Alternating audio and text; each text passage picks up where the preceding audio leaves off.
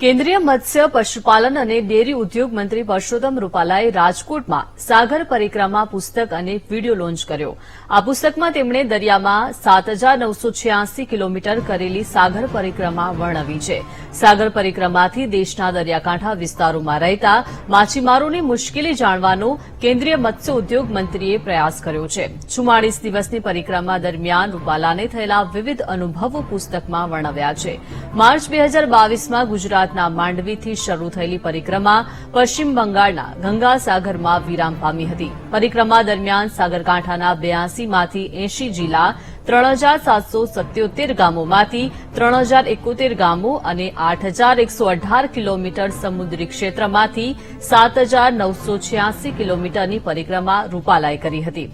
પુસ્તકોના વિમોચન બાદ રૂપાલાએ જણાવ્યું હતું કે તાજેતરમાં પાકિસ્તાનની જેલમાં રહેલા 500 માછીમારોને કેન્દ્ર સરકાર તરફથી છોડાવવામાં આવ્યા છે। 3 કરોડ જેટલા ફિશરમેનો છે આપણા દેશમાં અને 60,000 કરોડનું એક્સપોર્ટ થાય છે ફિશરીઝ સેક્ટરમાંથી। એવડા મહત્વપૂર્ણ વિષયને વિભાગ તરીકે પ્રધાનમંત્રી શ્રી નરેન્દ્રભાઈ મોદી સાહેબે વિભાગ આપ્યો અને વિભાગની અંદર એક યોજના આપી, જેનું એક યોજનાનું વોલ્યુમ 20,000 કરોડનું છે, પ્રધાનમંત્રી મત્સ્ય સંપદા યોજના। આ બધી બાબતોને સાથે રાખીને એની માહિતી પ્રત્યેક ફિશરમેનોને મળે કે ભારત સરકાર તમારા માટે શું કરી શકે છે। મોદીજીનો સંદેશો માછીમારોની સાથે પહોંચાડવા માટેનો આ એક નમ્ર પ્રયાસ હતો। એને કારણે મને આપણા કચ્છ માંડવીના બંદરેથી ગંગાસાગર સુધી આ પ્રવાસ મેં કર્યો। બધા કોસ્ટલ રાજ્યોમાં જવાનું થયું।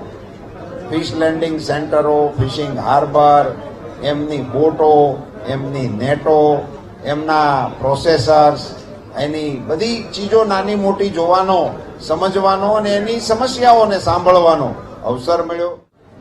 માછીમારોનું પાકિસ્તાનીઓ દ્વારા ધરપકડ થવું અને એમની જેલમાં રહેવું, એવો જ બીજો પ્રશ્ન લંકાની સેના દ્વારા પણ તામિલનાડુના ફિશરમેનો સાથે આ ઘટનાઓ બને છે। જેવી અમને જાણ થાય એ જ ક્ષણે અમે એને વિદેશ વિભાગ મારફત જે આપણી ડિપ્લોમસીની સ્ટ્રેટેજી હોય છે એના ધોરણે એને મદદ કરવા માટેના અમે પ્રયાસો કરીએ છીએ। મારે નોંધવું જોઈએ કે 500 કરતાં વધારે માછીમારોને અમે હમણાં જ નજીક ભવિષ્યમાં પાકિસ્તાનમાંથી છોડાવવા માટે સફળ થયા।